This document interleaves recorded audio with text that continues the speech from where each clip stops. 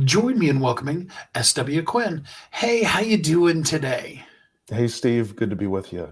Yeah, it's great to have you here with us. So, we're back for book two of Runaway Silver. This one, Lily and the Ringmaster. But first, tell us a little bit about who you are and how you show up in the world. Sure, I'd be glad to. My name is Steve. I write under the pseudonym SWQuinn. I think the best way to describe how I show up in the world today is grateful, humbled. I set out for the first time to write this story 18 years ago when I was 18 years old. So it's a full lifetime since I first made a go of writing it. And back then, Runaway Silver was just called Silver. It was just a little short story mini series that I was kind of writing to try to get myself through chemotherapy the summer between high school and college. Fortunately, I'm very lucky. I did beat the cancer, and I'm still here today, and I've gone on to live a full life since then. So grateful. That's the shortest answer to your question. Absolutely. So, Runaway Silver, first of all, before we get into book two, Yeah. let's recap for people. We can't give them enough because if they haven't read it, they got to read the book. But give them an idea of what happened, who is Silver, and a little bit of what happened in book one. Yeah, well, at risk of spoiling it, Runaway Silver tells the story of a young girl named Lily Lilac who has been enchanted rather accidentally by her mom, who utters the line that I think a lot of good moms would utter to their children. You can do anything that you set your sights on. Well, it turns out that the way she said it, how she said it, we're not quite sure, imparted this sort of superhuman ability on Lily that is physically true. She has this ability, this skill for mimicry. Well, one thing leads to another, and there's a bit of a tragedy in Lily's life. Lily's life, up until a certain point, wasn't really known for tragedy. It was rather, mundane. But she pulls through. She survives. It's sort of an escape story, and washes ashore of all places, a circus. And what better place to exercise her newfound ability for mimicry than a circus? So you can imagine what might unfold as she survives this sort of tragedy that befalls her in the first book. She does have a little bit of, amnesia, memory loss associated with the trauma of the tragedy, to the extent that she can't even think of her own name. And so the ringmaster, at the very end of the first book, decides to call her Silver, and she's named after her hair, which has changed from this blonde, Shirley Temple curled style to this shiny gray as a result of the trauma. And so it's very much a survival story, as you know, in the first book, and we kind of pick up where we left off in book two. So here we are now, book two, Lily and the Ringmaster.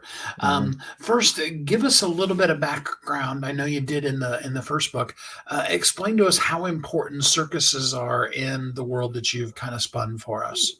Oh, super important. So it's kind of a second world. And the way that I describe the intentionality behind this is, Tolkien, when he was asked what he was trying to do with Lord of the Rings, he kind of said, well, I'm writing a mythology for Europe. There's, a mythology for, Greece, obviously. There's, Roman mythology.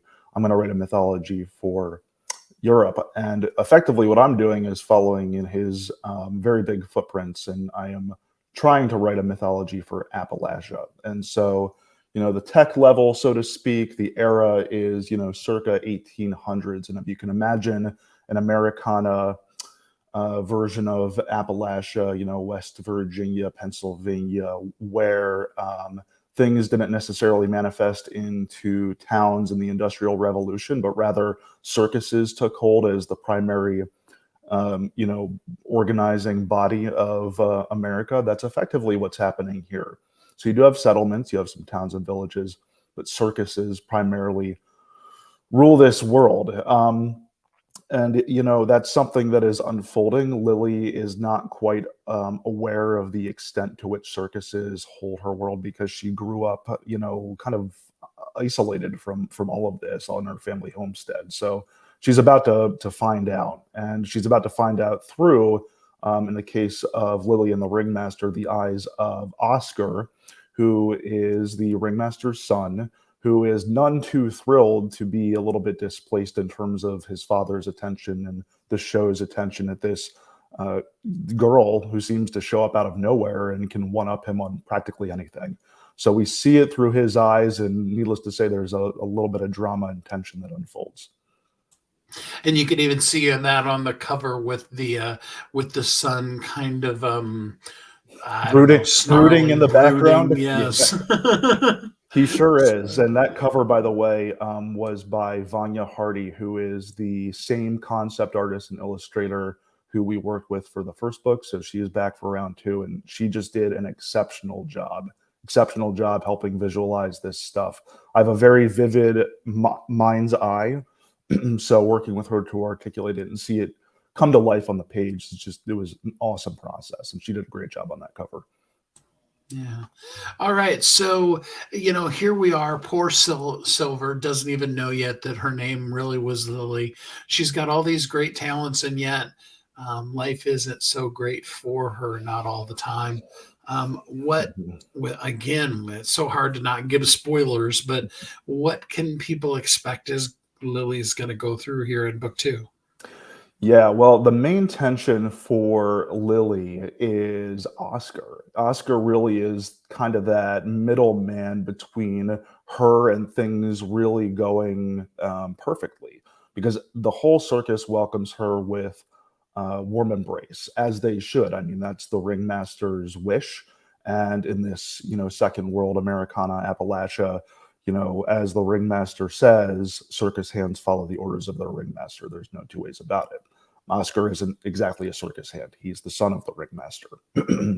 So, um, needless to say, he is going to interfere in some ways. He's very suspicious of her, so he is going to conduct a bit of an investigation, try to get a little bit of insight into who she really is, float some theories to her that are going to, expound upon this world which is still unfolding.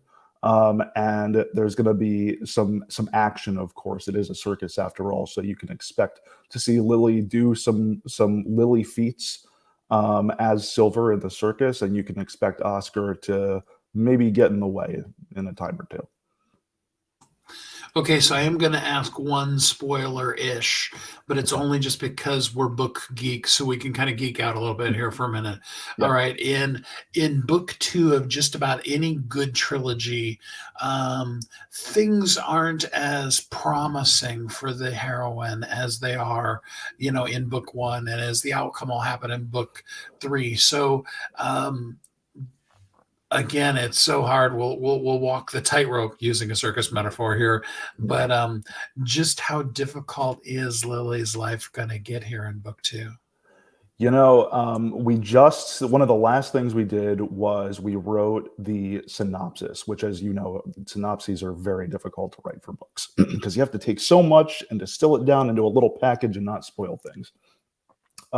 We use the word spiral. The thrilling mystery of Lily Lilac spirals deeper. And yeah, spiral is the word. So much of the story of Lily up to this point is the world happening to Lily and circumstances beyond her control, and that is going to continue.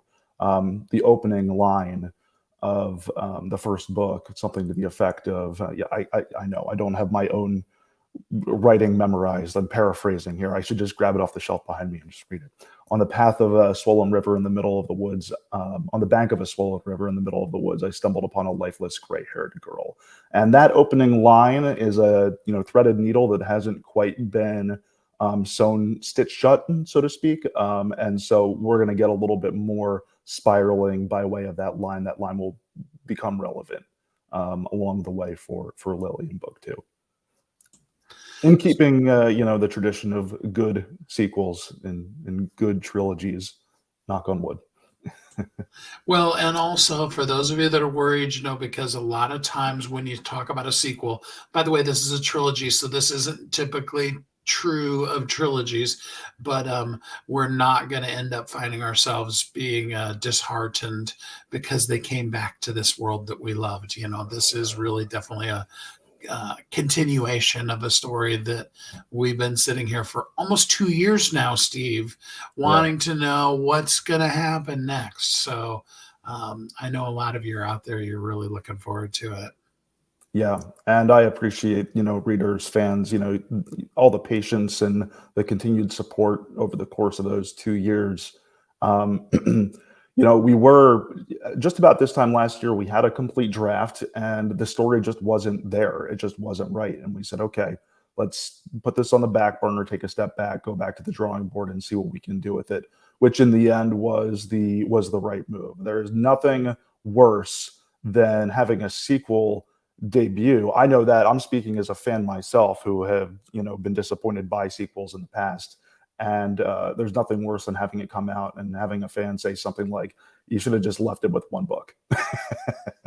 And we obviously can't have that happen here because we're trying to build we're trying to build a world, and so there's a lot more story to tell. I love it. Runaway Silver, Lily and the Ringmaster. It's available for free today in ebook form on Amazon. So tease us just a little bit more before we let you go. Where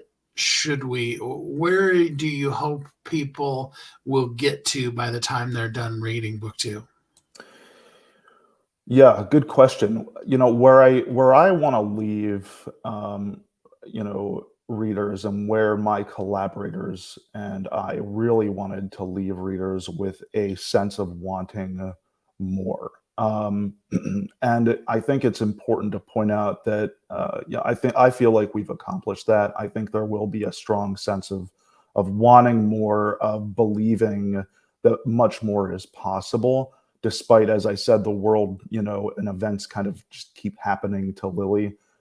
It's going somewhere sooner or later, and you'll see it before this first trilogy is out. The world is going to stop happening to Lily, and Lily's going to start happening to the world. And what happens from there, it's a whole new ball game. Let's put it that way. So you'll want more. I love it. Well, the book is called Runaway Silver, Lily and the Ringmaster, book 2 in the Runaway Silver series by SWQuinn. I did drop the link in the comments in case you missed it in the description. Thank you. And you need to get it today for free. You will be glad you did. Steve, thanks so much for spending some time with us here on the show today. Yeah, you're welcome. And thanks for having me, Stephen. Keep up the good work.